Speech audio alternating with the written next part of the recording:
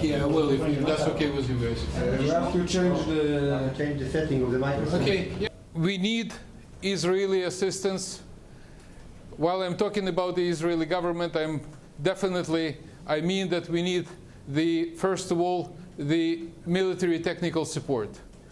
We need Iron Dome, Barak or similar, that would allow us to save our civilian women and children from the shelling of the Russian missiles in our territory.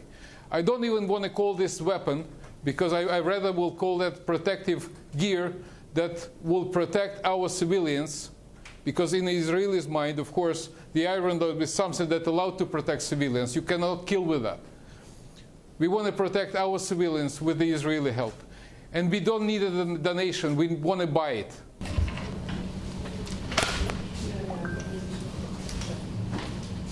But I want the government of Israel to go out from the comfort zone, saying that everything is fine.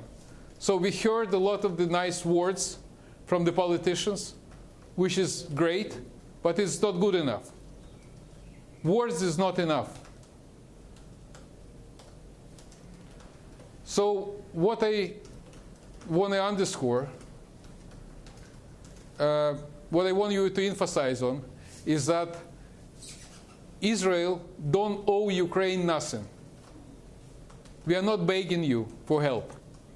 But we do believe that on the moral side, Israel have to take the part of the rest of the Western world and help Ukraine with all possible means. I could not answer you 100% clear whether Americans will allow it, but most likely they will.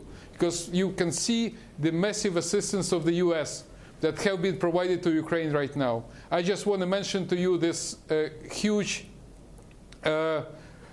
project that was adopted by the Congress for $40+ billion,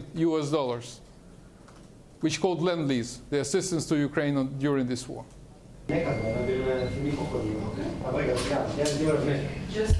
Last week, from what I know for sure,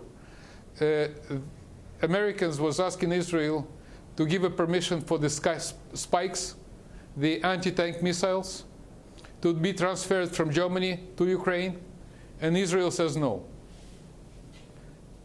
Because spikes has been produced under the Israeli license.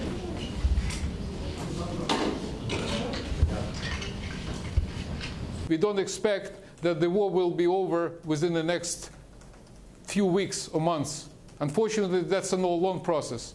And the Ukrainian army, Ukrainian government, Ukrainian people will not give up.